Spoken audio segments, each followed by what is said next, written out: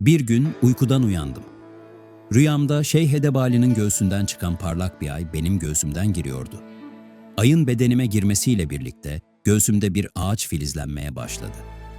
Bu ağaç büyüdü, büyüdü ve büyüdü.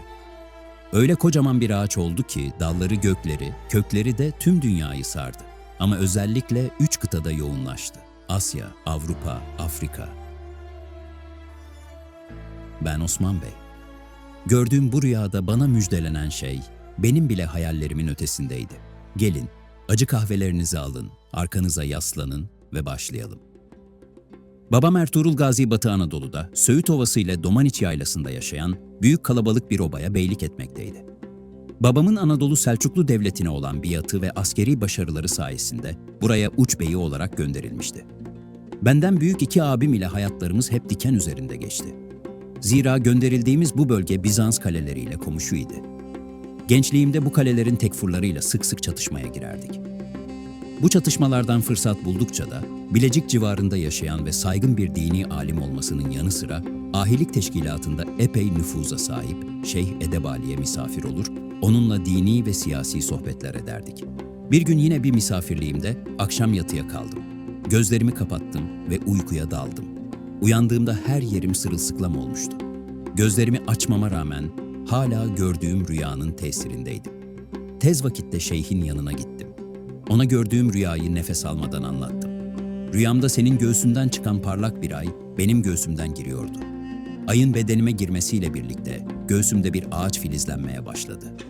Bu ağaç büyüdü, büyüdü ve büyüdü. Öyle kocaman bir ağaç oldu ki dalları gökleri, kökleri de tüm dünyayı sardı. Ama özellikle 3 kıtada yoğunlaştı. Asya, Avrupa, Afrika. Bunun üzerine Şeyh Edebali şunları söyledi. Ey oğul, sana ve soyuna büyük bir devlet nasip olacak. Bu devlet yıllarca 3 kıtaya hükmedecek. Bu vakitten sonra kızım da nasibin olsun. Bunları duyduktan sonra beyliğimize geri dönmek için yola koyulduk. O günden sonra bu rüya için yaşamaya başladım ve bu uğurda önüme çıkan fırsatları elimden geldiğince değerlendirmeye çalıştım.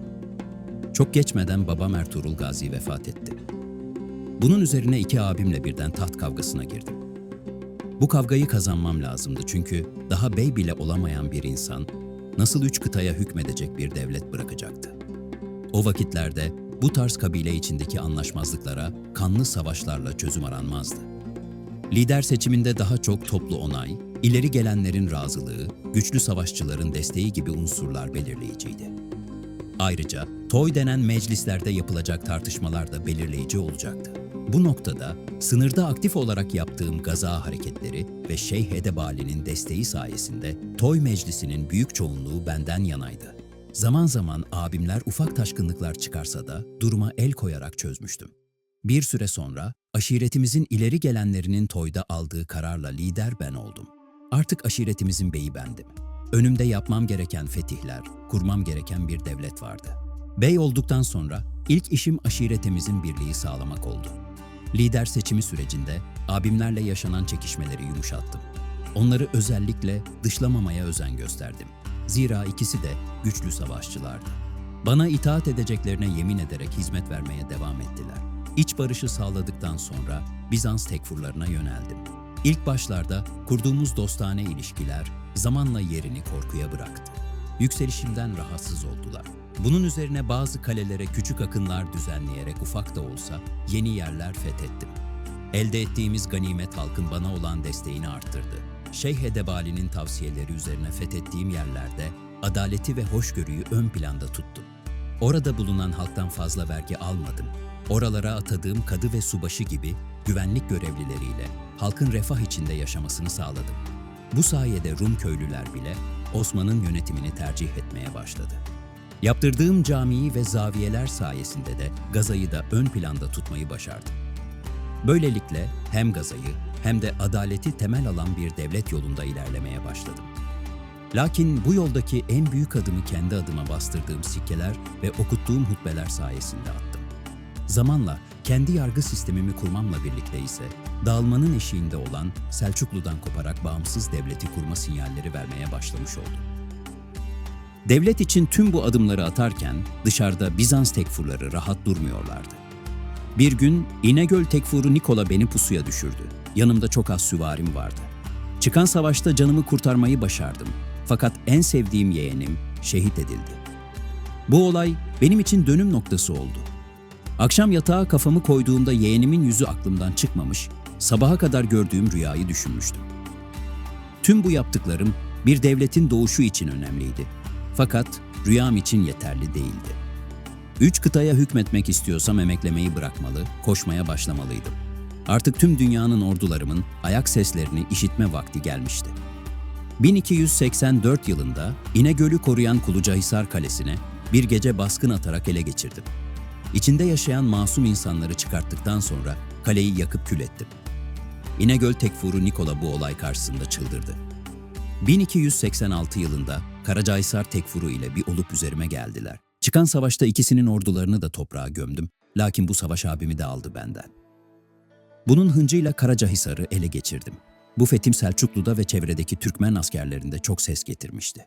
Yaptığım gaza hareketleri ve bunların neticesinde elde ettiğim ganimetler kulaktan kulağa yayılmıştı. Öyle ki çevredeki Türkmen askerleri orduma katılıp emrim altında savaşmak istiyorlardı. Ordum gün geçtikçe artıyor, ordum arttıkça daha fazla yer fethediyorduk. Tehlikeyi sezen Bilecik Tekfuru beni öldürmeye karar vermişti. Ama savaş meydanında bana diş bile yemeyeceğini bildiğinden daha sinsice öldürmeye karar verdi. Kendi oğluyla Yarhisar Tekfuru'nun kızını evlendireceği düğüne beni de davet edecek ve oradayken işimi bitirecekti. Bunu ittifakım olan Harmankaya Tekfuru'nun duyup bana haber vermesiyle tüm planı suya düştü. Onların kurduğu bu tuzağa oyun içinde oyunla karşılık verdim. Kadın kılığına soktuğum 40 yiğidim Bilecik Kalesi'ne sızdı. Bu yiğitlerin vakti gelince dışarıdaki askerlerime kapıları açarak kaleyi fethedeceklerdi. Zaten düşman askerlerinin bir kısmı düğünde bir kısmı ise gelin alayında olduğundan işimiz pek de zor olmayacaktı. Düğün başladıktan sonra her şey planladığımız gibi gitti ve Bilecik Kalesi'ni ele geçirdik. Kaleyi geçirdikten sonra birliklerimle düğün alayını bastık ve oradaki askerleri kılıçtan geçirdikten sonra Yarhisar Tekfuru'nun kızını da kaçırdık. O da sonrasında Müslüman olarak oğlum Orhan Gazi ile evlendi. Böylelikle Yarhisar ve Bilecik kalelerini ele geçirmiş olduk. Ha bir de bu kargaşadan istifade yoldaşım Turgut Alp İnegöl Kalesi kuşatmış ve buranın da bizim beyliğimize geçmesini sağlamıştı. Hız kesmeden son olarak da Yenişehir'i ele geçirerek beyliğimizi epey genişlettik. Bu kadar geniş toprakları yönetmesi de zordu. O yüzden fethettiğimiz kaleleri başta oğlum Orhan Gazi olmak üzere güvendiğim adamlara emanet ederek kontrolü sıkı bir şekilde elimde tuttum. Devletin merkezini de Yenişehir olarak tayin ettim. Böylelikle dağınık bir uç beyliği olmaktan kurumsallaşmaya yönelik büyük bir adım atmış oldum. Tüm bunlara karşılık Bizans Marmara'ya doğru genişleme politikamdan ve özellikle İznik kapılarına dayanmış olmamdan rahatsız oldu ki üzerime ordu gönderdi. Böylelikle Bizans imparatorlarıyla ilk defa cenk etmiş oldum.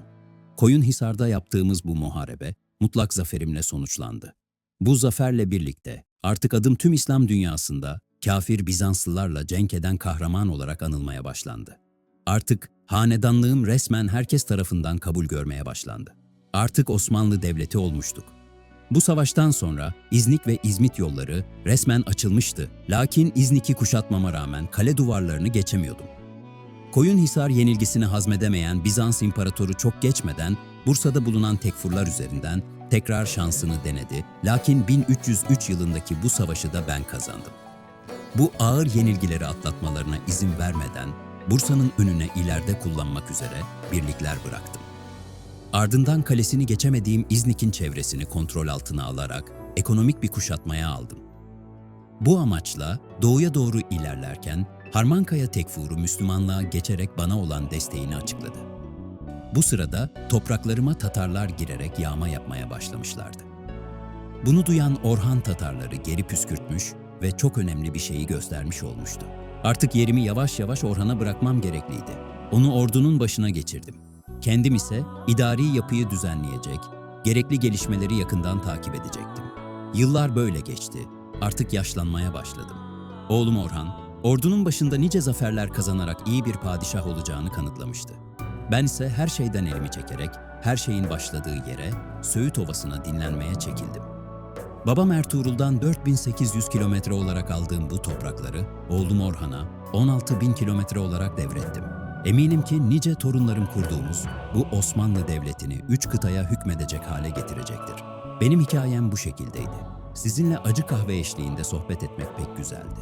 Gördüğüm rüyayla gaye belirlediğim bu devlet, eminim ki hala hepinizin hatırında. Sahi siz de böyle rüyalar görmek için güzelce uykuya dalmak istiyorsanız, ekrandaki videoya tıklayabilirsiniz.